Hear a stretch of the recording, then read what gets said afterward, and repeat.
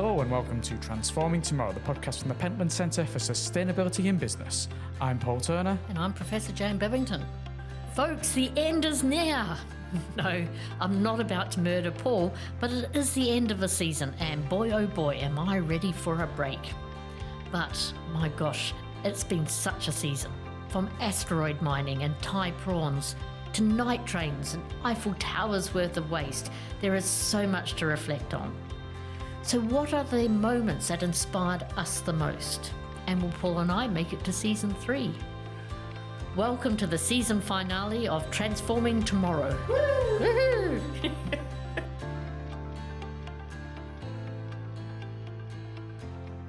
Jan, just like Frank Sinatra, the end is near and we face our final curtain. Hopefully it won't be quite as tragic as that, because there is going to be series 3, but we'll come back to that at the end of this podcast, I think. It's the final curtain for this series. You know, I'm not killing you in the interim. Good. I know it always worries you, although I'm not the one who recently became into possession of a very sharp sword. Oh, I knew this was going to come up. So dear gentle listeners, I had the pleasure of an honorary degree from University of Tampere in Finland, where you get a hat and a sword. I even managed to get the sword home safely in luggage, I'm pleased to say. And labelled as sporting goods, I believe. It was sporting goods, so Emma from the World Federation of the Sporting Goods Industry would be very proud of me getting it in the country. So I can only assume this means you will therefore becoming a champion fencer soon. Well, I fenced as a kid, and I was really, really bad at it. And we had this most wonderful teacher called Mr. Ching, who was very round, and he used to yell at us as we were a bit frightened about fencing with him. I'm large enough for even you to hit. And so I have very fond memories of fencing in Ashburton College. There, I think that's enough of that. It just explains why you only have one arm. Yes, it does indeed. Well, for a special treat today, Jan, to bring our series 2 to a close, we're not joined by any guests. And instead, just as we set the standard last year, it'll be just me and you talking about things and me bugging you about things and asking you things. Well, I'm going to also ask you things. I'm going to ask you about what things you found interesting and insightful from the series that we've just had, but also we asked a lot of people what was inspiring them. So I'd like to know what you thought of their inspiration. Yes, I'm going to ask you if you remember certain things from the podcast and what you think I've learned from this series. I guarantee none of them will be on your list of things that you've learned from this series. It's just, when I've gone through. We have independently done our list, so we cannot guarantee what's going to happen next. Well, do you want to start off then with what you've learned? What really stands out from you over this past 9 months and 40 episodes that we've done? One of the things that stands out to me, which really came through Alex Harrington's work and comes from a quote that I have printed out and put on my wall, which is something that Al Gore said in frustration at one of the international conferences. And he said, political will is a renewable resource. And I really like that, because one of the things that came through on her work, but also lots of other ones as well about, how does a sustainability manager do their work, et cetera, is the falling down and getting back up and recommitting. An example that really stood out to me with relation to the oceans and the plastics treaty, which is what Alex Harrington was talking about, is that recently we just had the 3rd UN Ocean Conference. And at that conference, there was an agreement of when the next negotiation was going to be. Mm-hmm. And if listeners remember, what happened is that negotiation, the last one in Busan, without the zombies, or the trains, was left open. So the next time they meet is from the 5th to the 14th of August in Geneva. So while we're on our summer break and you're on the summer break, it might be that actually that moves forward. That also came across in our conversation with Biraj Patnaik from the National Foundation of India, that has had a really long-term campaign about eliminating hunger and has used every mechanism and keeps on coming back, uses a different mechanism, solves one thing, it's another problem, solves it again and works forward. And it takes me right back to our opening of season 1, where we talked about wicked problems and how they manifest. So in that respect, that's one of the big things that came through, that you keep on going, that there's always opportunities to regroup and to move forward. So this meeting in Geneva in August, that's going to be about the plastics treaty, yes? Yes. Yeah, because obviously you mentioned that there's recently been the meeting about the oceans that took place.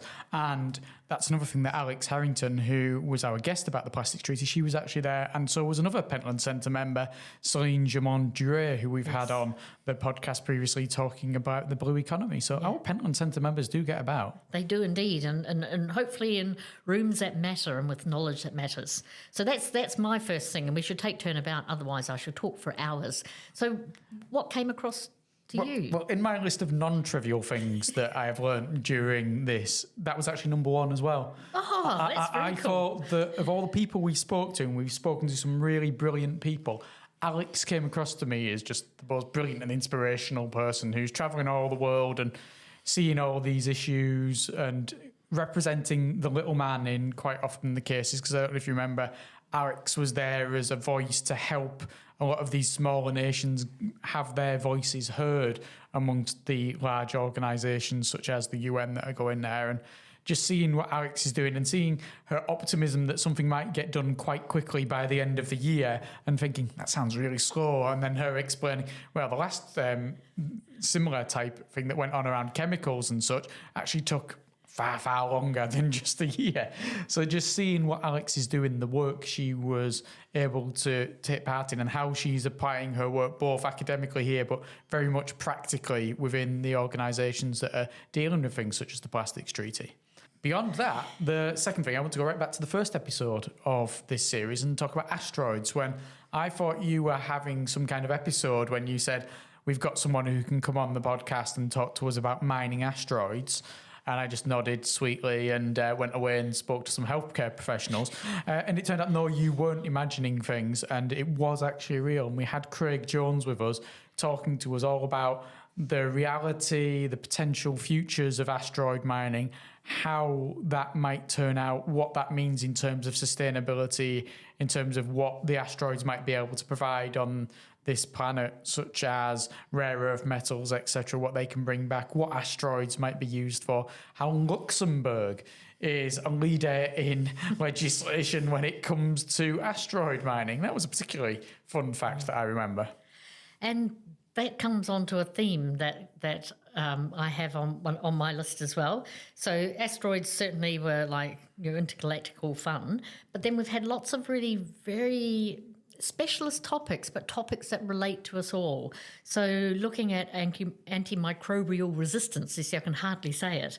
Now, that's not something that we would talk about day to day, and certainly not within maybe sustainability in business, but behind the scenes in those food industries and companies that are making food, here is a really important element, but also really important for health as well.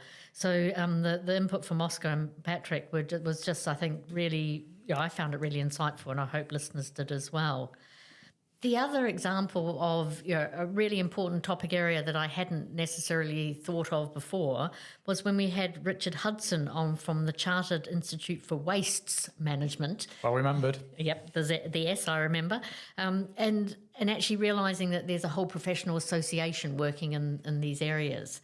And then the final one of that sort, which I thought was really insightful in terms of going into a topic that I hadn't thought of before, is with the World Federation of the Sporting Goods Industry and the link across to the World Health Organization to get industry players to think about how sporting goods could help people lead healthier, more active lifestyles. And particularly maybe that shift in marketing from here's an elite sports person to here's somebody who wishes to be active for their own well-being and quite possibly low carbon as well if they're cycling or walking to work. So there's some of those topic areas that hadn't been in my head before, but when you open them up, there's this whole myriad of really interesting things happening. Yes, we've certainly learned a lot from a lot of different people. Now, I've got a list of other things that I've learned. Do you want to hear them, Jan? Yeah, go on. They'll be frivolous, I fear. First of all, it's possible for you to get stuck anywhere.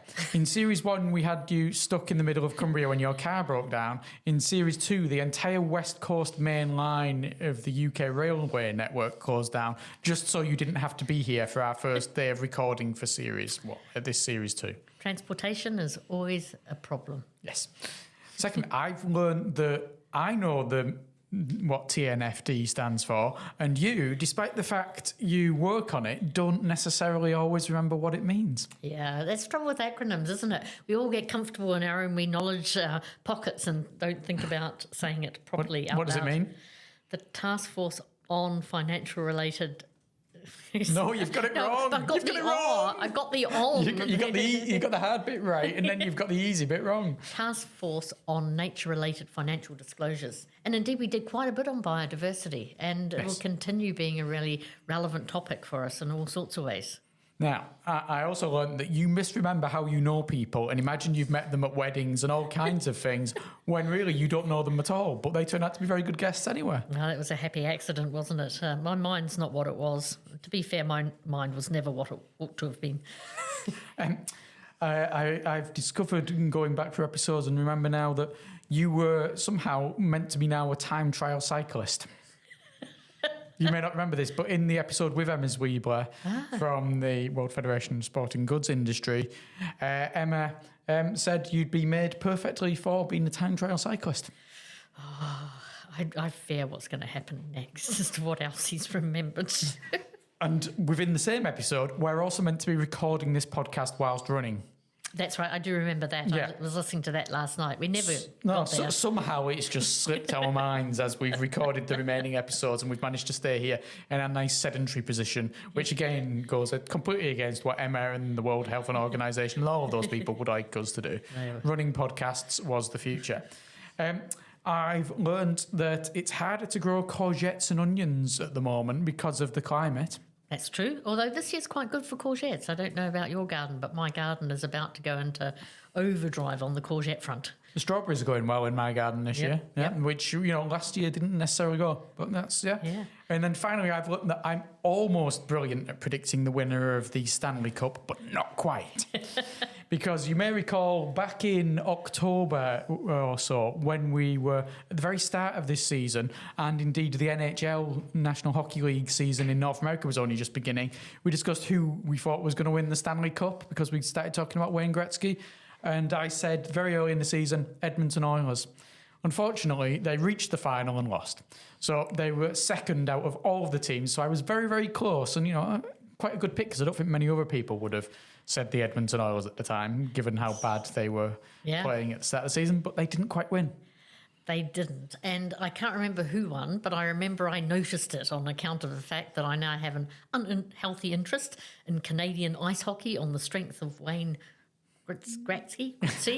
Wayne Gretzky, yes, that's what he can be called now.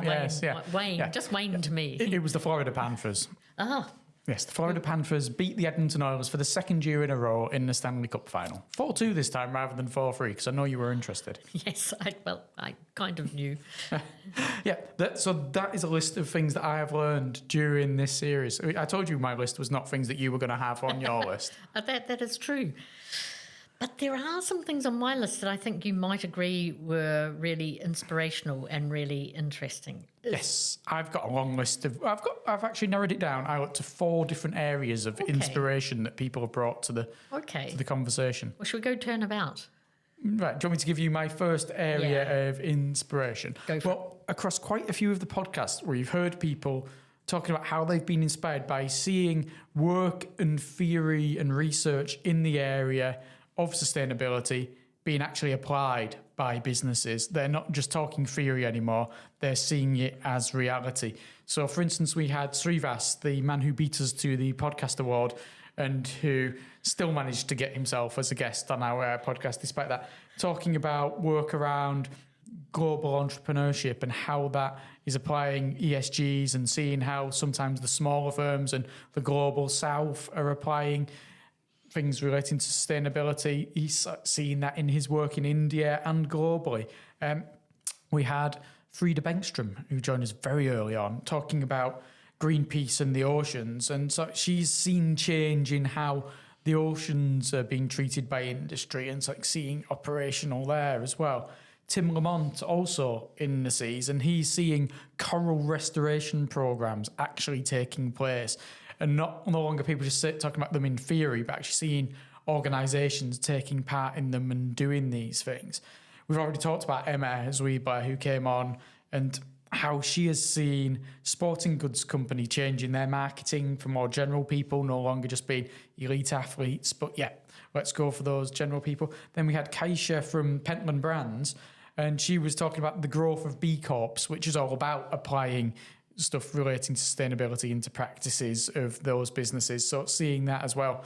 Then we had our ice hockey conversationalists, Julia and Knut, and they've done lots of work with businesses around the world and seeing how they apply sustainability within their operations. And there was a good phrase that Julia used there, which was borrowed from someone else, and I can't quite remember who it was, but it was the green train has left the station, saying that everyone's already on that train and moving, and if you're not, you've been left behind. And finally, from our trip to Malaysia, because we haven't talked about our trip to Malaysia yet, but we did go to Malaysia, Anne-Marie Sidhu, your academic granddaughter, who talked to us all about seeing the smaller, traditional family-based organisations in Malaysia and how they're applying sustainability into their operations, despite the fact there is no requirement for them to do that at all.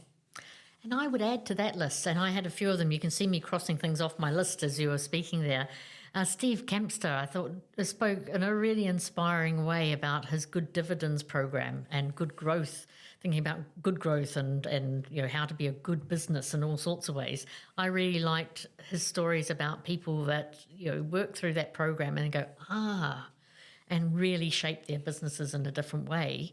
And then the person I'd add to that is our first local hero, Steve Parkman, who also sort of came with us with stories about how a very small organisation, in his case with just 2 employees, can still do things to move forward to really support the whole agenda. So yeah, I agree. That's a really, really nice theme. Yeah, it was something that went through everyone, people who were involved in business, people who were involved in broader organisations, people who are academics doing research. All of them seem to bring that to the table, that we're very definitely no longer in the period of only talking about the potential for sustainability action.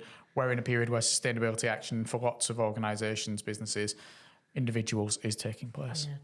So what's your area then, your first area, having taken that one away from you? Well, you said Frida Benson, and so I want to give a shout out to her as well, because something I wrote down out of hers. Helicopters. No, there was about how to hire a helicopter. How to hire a helicopter stuck in my mind as well. But what she said, I have seen change happen. I have experience of it. I know it's not easy, but I know it can happen. So that sort of can-do and get-on attitude, I think, came through hers. That's also the case with Karis Nelcon, who works on the Morecambe Bay curriculum. And she described her experience, and again I'm quoting because I was listening to these ahead of this.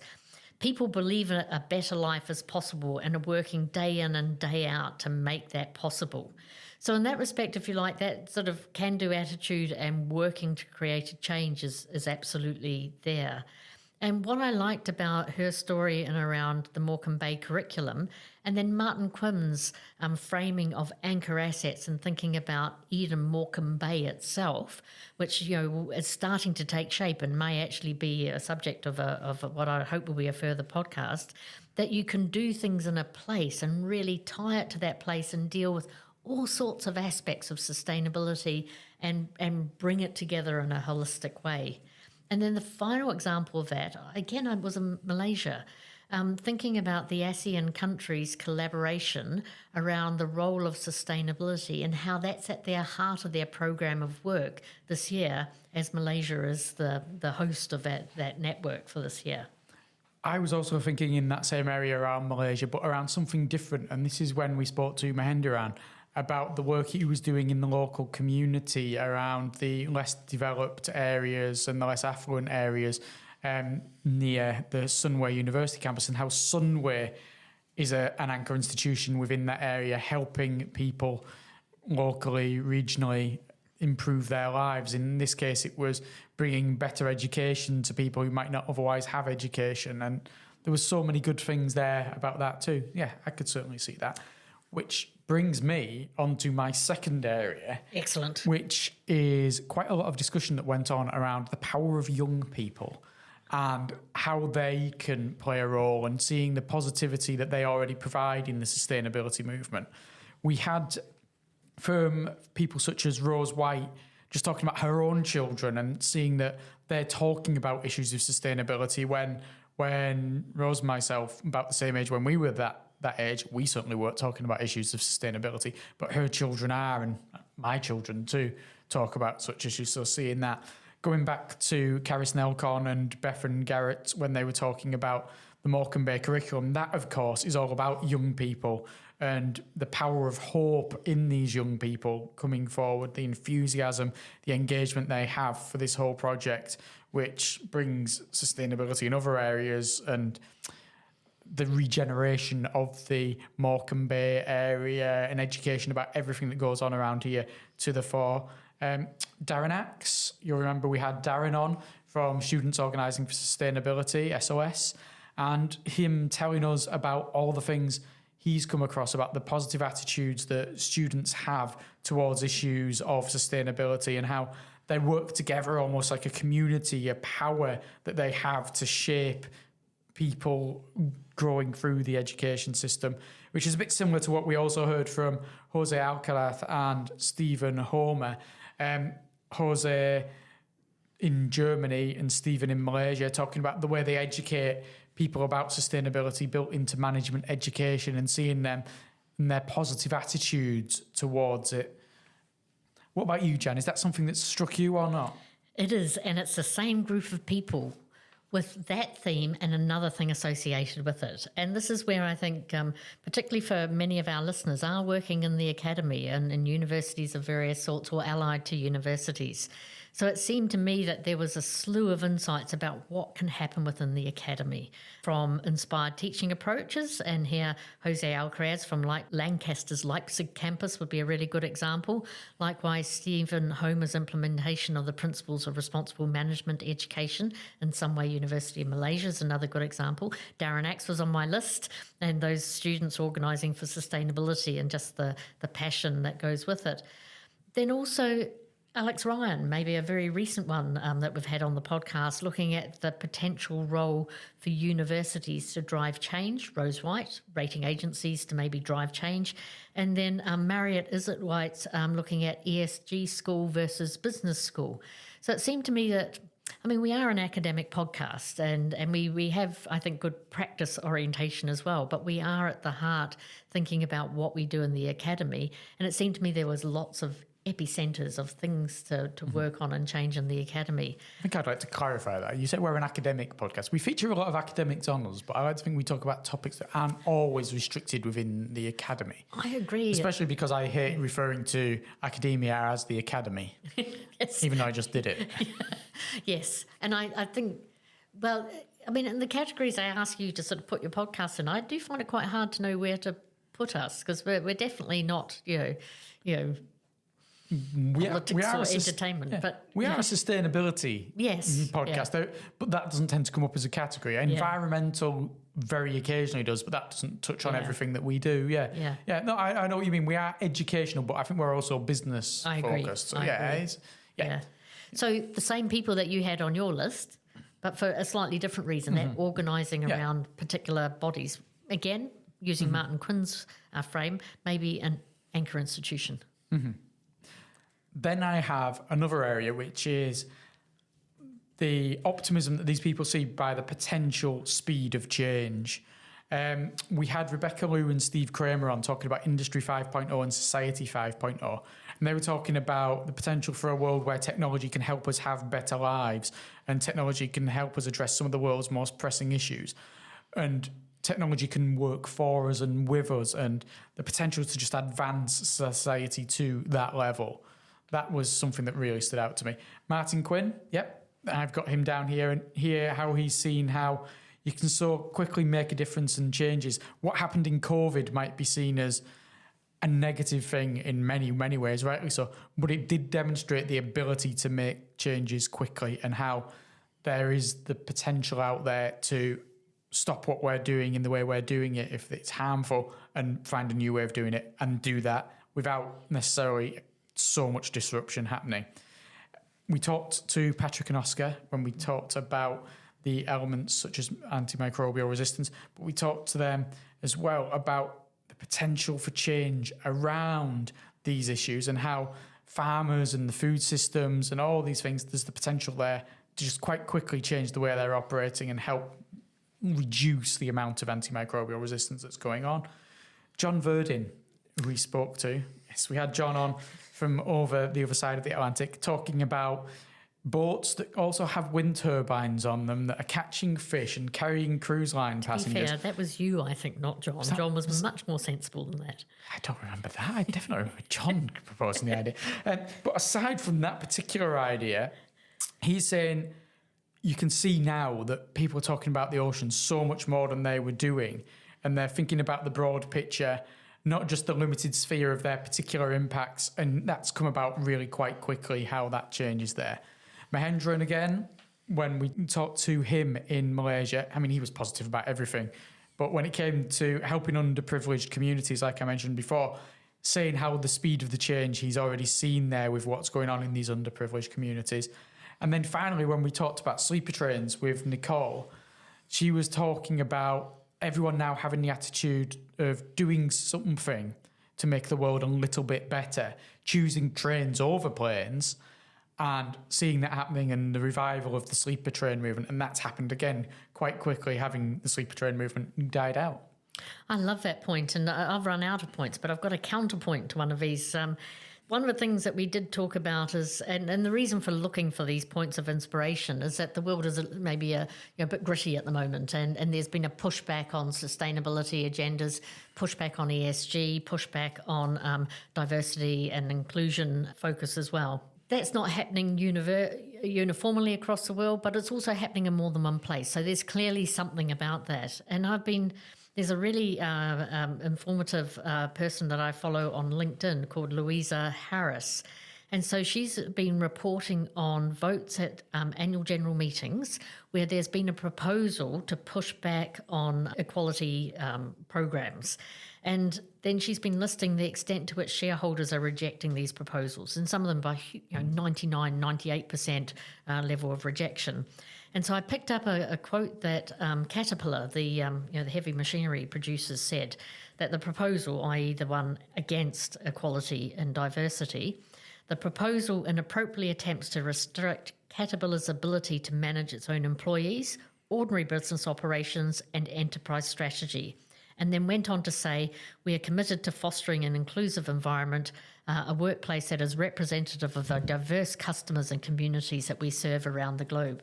So it seemed to me that some of the inspiration can be found from core financial shareholders saying, no, we're not going to have any of that nonsense. There's really good and sound reasons to be thinking about equality, thinking about ensuring that there's an equality of opportunity and a level playing field in what we know is an unlevel world. Now, we've given a shout out to all the optimism that came into the podcast. I feel it only fair to mention there were a few people who were on our podcast who were very definitely naturally pessimistic about the whole situation. Whilst we mentioned Rose and the optimism for the future, Rose was not a natural optimist, and she admitted that. And then Catherine Ellsworth Krebs was definitely not an optimist when it came to corporations and sustainability officers and things like that. She could see the power of directives to change things, but she was also very much of the point optimism could become greenwashing. Mm-hmm. And then we've mentioned him a couple of times when it came to optimism, but Martin Quinn, it took an awful lot to drag optimism out of him. It sounded almost like it was a foreign concept to him when we first brought it up and asked him what he had to be optimistic and inspired by. And likewise, Julia and Canute, who had a couple of optimistic points, said it was very hard to be optimistic when they don't see things going fast enough when it comes to changes in business with sustainability practices. So just a little shout out there to the pessimists in the group, because there are some of them there. Yeah. And this might be a good time to come on to it, because we're crafting the next 5 years of our working strategy for the Pentland Centre, subsequent to being refunded by the Reuben Charitable Trust, for which we're hugely grateful. And we've been thinking about how you articulate how you deal with that. So I can do that now, or I can do it a bit later on. I don't know where you're at in your running order. We are at a point where we can look to the future. I can certainly see we've already seen over the course of this series some major changes that have happened since we started the series. We've had Trump Mark II in America, which ties in with the things you were talking about with the DEI, but also lots of other changes about energy policies, around other sustainability policies and such like that. We've had the rise of reform in this country in local elections and plans to get rid of DEI again.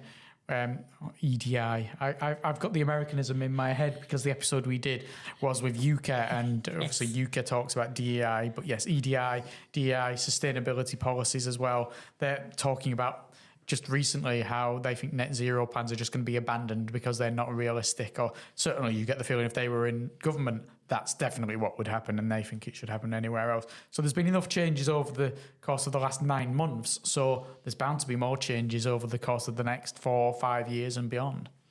Yeah, and so how we're thinking about that is 3 concepts: the squeeze, the gap, and leadership. The first two sounded like you were getting into some kind of weird like 1950s dance crazes. Let's do the squeeze, let's do the gap. And then you just got leadership. No, that doesn't really fit for that. It does indeed.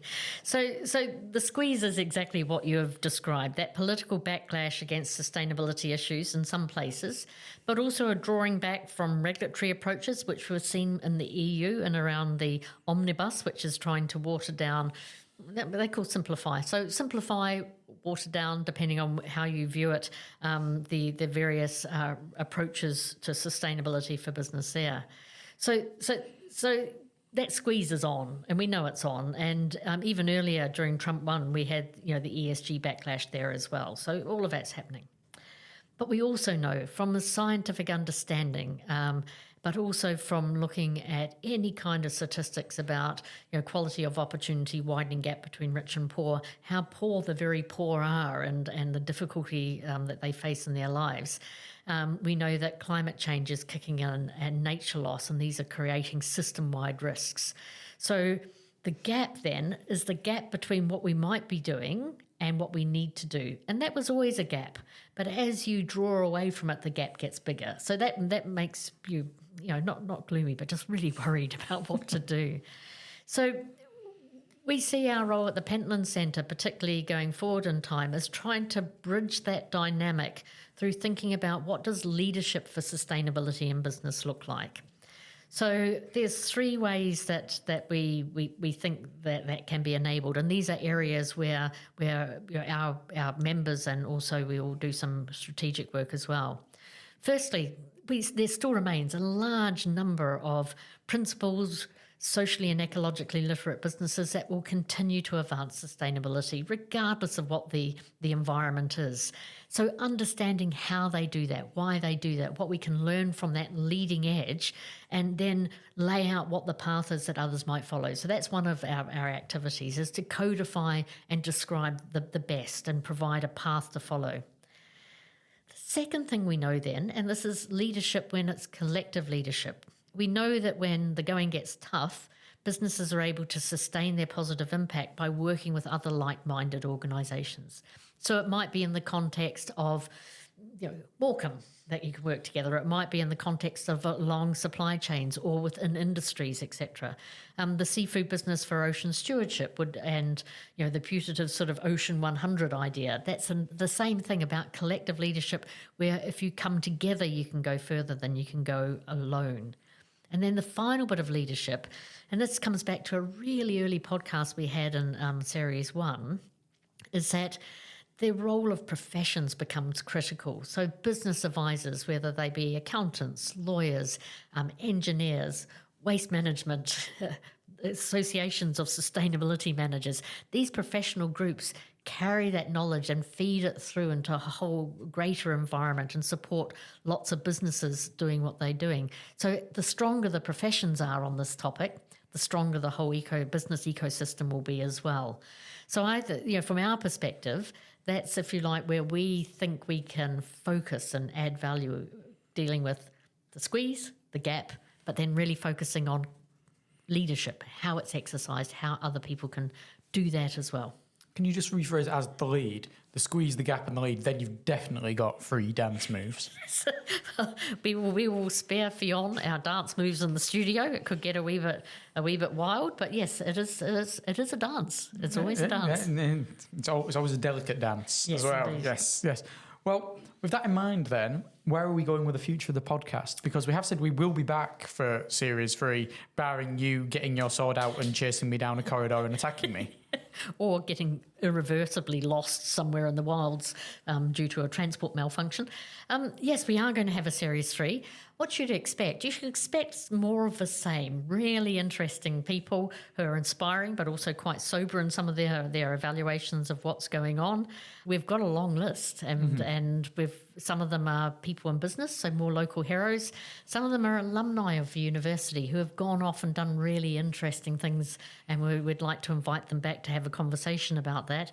And then there's a good raft of academics who are working in really interesting areas and applying their insights. And I know what will worry you is I've actually brought a few more names to the table for next series. This year and last year, a lot of it has been either people that we both know or people that you know, but for next year, there's some names that only I know, and you'll be worrying endlessly about who these people are and what they're actually like, that I've recommended them. If they're friends of yours, they can be friends of mine, Paul. I don't know if they want to be, but we'll find out. Yeah. Well, I look forward to that. We will be back in October with our 3rd series of Transforming Tomorrow. Thank you very much for listening throughout this series. It's been another enjoyable journey that we've taken, Jan. I think that, we hope you had fun, dear listeners, but we certainly had fun and we learnt a lot. And I just love this part of my job, is exploring and finding out new things. Well, enjoy your summer or winter, depending upon which hemisphere you're in. We will be back in the autumn or spring, depending upon which hemisphere you're in, with some new episodes of Transforming Tomorrow. Until then, I'm Paul Turner. And I'm Professor Jan Bevington. Woo!